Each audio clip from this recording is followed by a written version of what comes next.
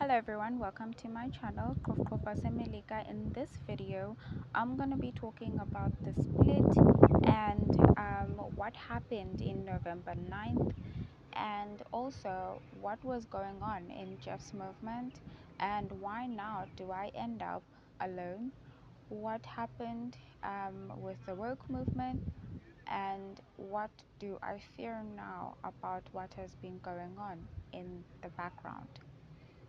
So in 2015, I entered into Jeff's movement as a student.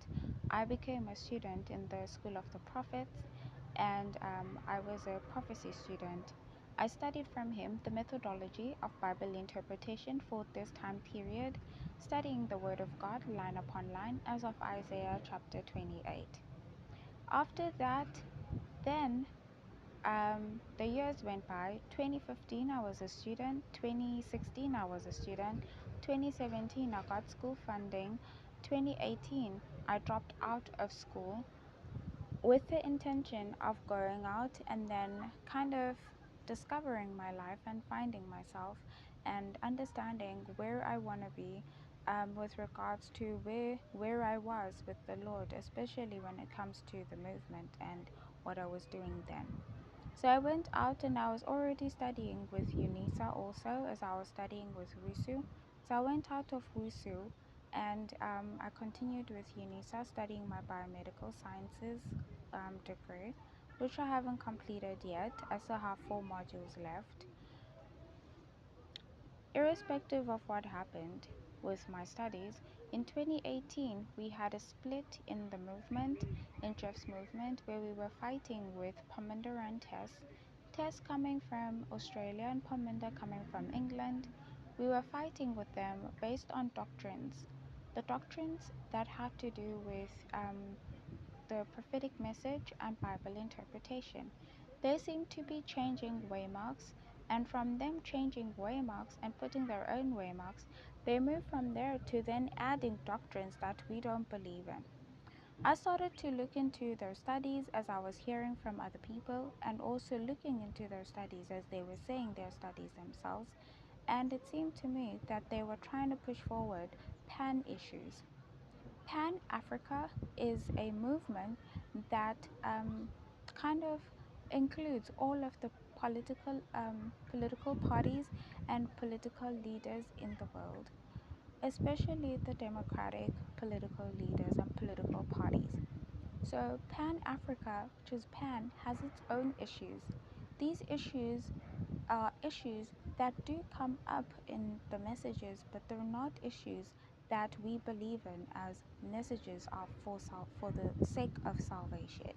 These are issues that can be raised up based on what people prefer, what people desire, and what people would like happen, so that we as human beings can live well on earth.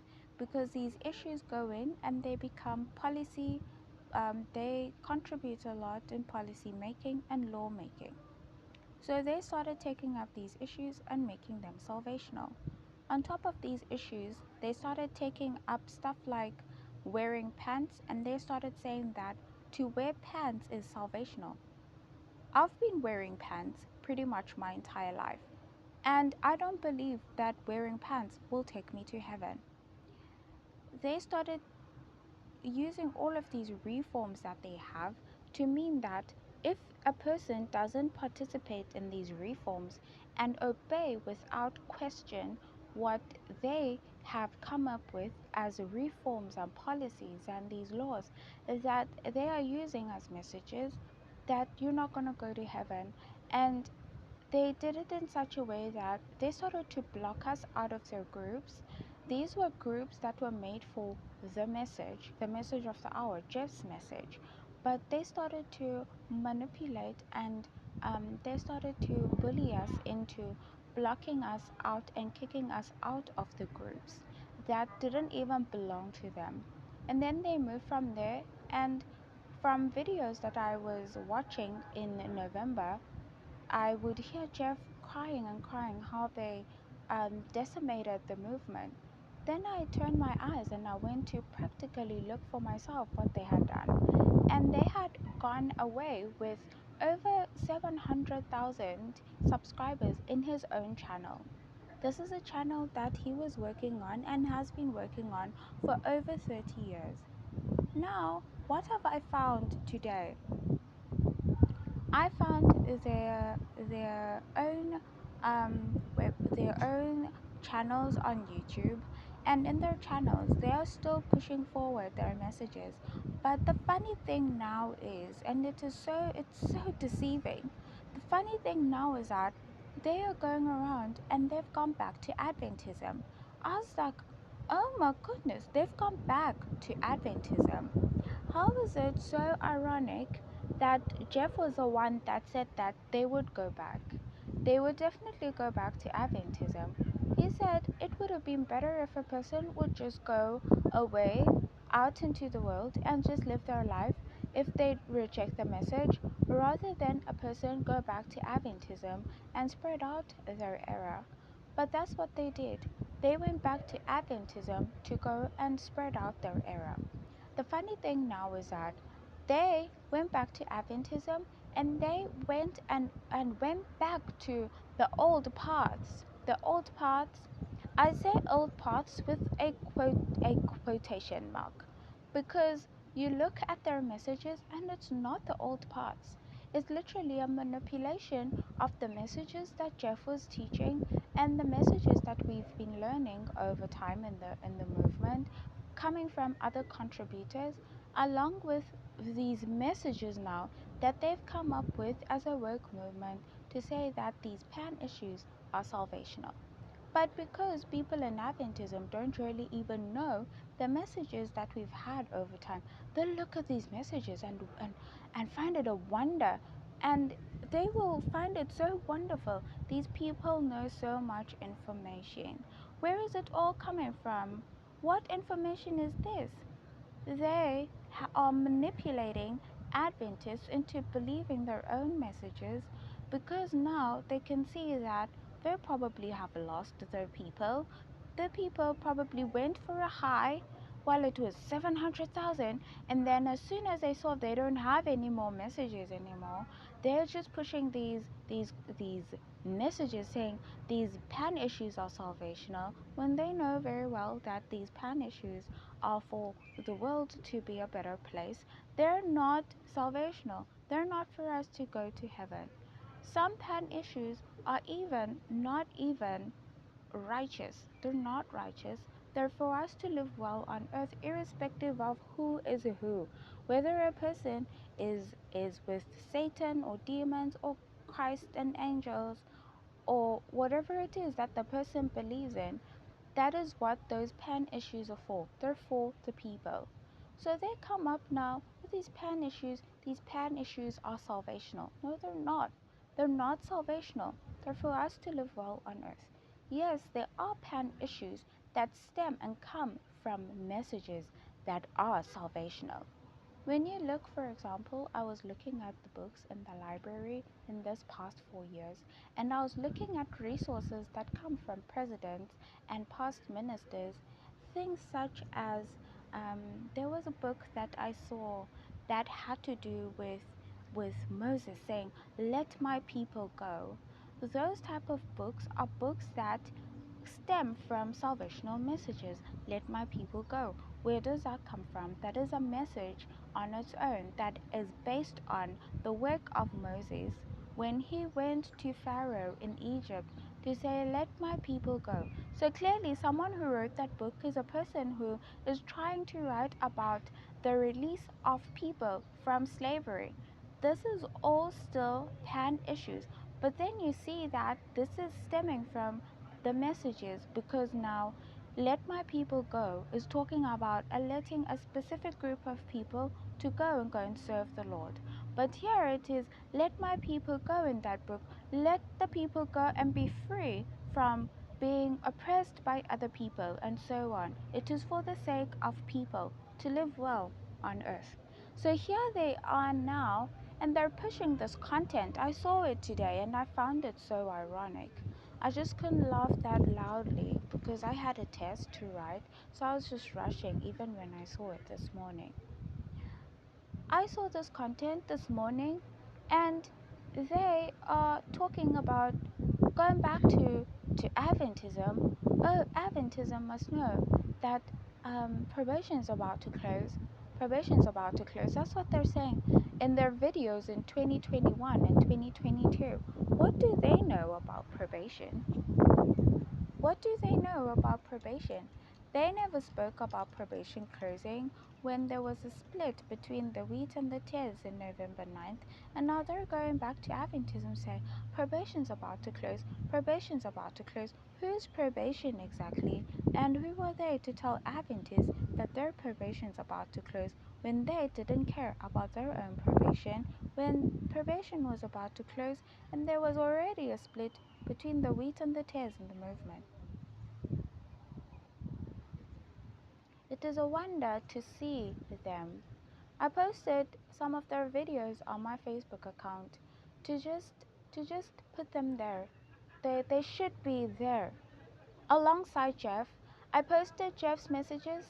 I posted Adventist messages. I posted their own messages. Paminda's messages, Tessa's messages. Oh, it is so wonderful now. What else are they going to be doing? They're going to probably leave the pants and say, oh, it was a mistake, because it is so quick for them to say it was a mistake. They're apologizing. It wasn't a mistake. It is not a mistake. After the things that they were teaching, I'm just waiting for the day when Paminda will take my messages again, by beholding we become changed, and say that, oh, you should just obey without question, as he did when he would say, obey without question, obey without question, because who is God when we're made in his likeness? I'm waiting for the day when he will say, obey without question, we're made in the likeness of God. If God has emotions, then we do too. If we get angry, then he does too. And lead people into believing that now he's in this atmosphere to live with the angels. And then, because it's a big one, probably someone's come to bring in a huge flood of people into Adventism, or someone's come to bring a huge flood of people in their movement, and now they see that it is a big one. They're going to cash in and kind of take it and take off with 700,000 people subscribers of whoever else that they're going to be taking over, just like how they took over 700,000 people, subscribers in Jeff's movement, and kind of kept quiet like nothing happened. It is a wonder for me to see them in Adventism right now. Wow, well done. Do they not know what Ezekiel chapter 4 verse 4 says? Ezekiel chapter 4 verse 4, it says, turn your face against them and tell them, Ezekiel, Jerusalem's about to be destroyed. What are they saying to Adventists? Oh no, you stay behind. Stay behind. No, Jerusalem's not about to be destroyed. And we're here to stay. In fact, we left. We spoke about the destruction of Jerusalem. And now we're back. And you know what? Nothing's going to happen. Nothing's going to happen. That's probably something that's coming from them. Nothing's going to happen. Just calm down. Just stay here. Nothing's going to happen. Just sort out your character, because probation's about to be closed. Hello? Hello, Pomondorantes. Hello, Adventists. Your probation has already closed. Do they not know that probation has closed already? Maybe they didn't know that in 2021, when my messages of the Taliban insurgency took place and they were fulfilled, and America lost that war, probation was closing for priests. And who are priests? It's just movement. Just movement or priests, unless someone else believes something else then.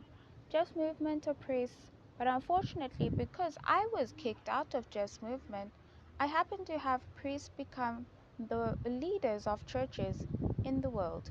So unfortunately, for my own sake, the leaders that are Christian leaders especially, and any other religious leaders, they've had their probation close in 2021. Where is Parminder and Tess when their probation was closing in 2021? They were entering back into Adventism, telling them, oh no, probation's about to be closed, but you know what? We're going to tell you our errors because you will probably just be in error by the time that your probation's about to close. Because hang on here, probation's closed in 2025 for Adventists. And where are they now? With Paminda and Tess.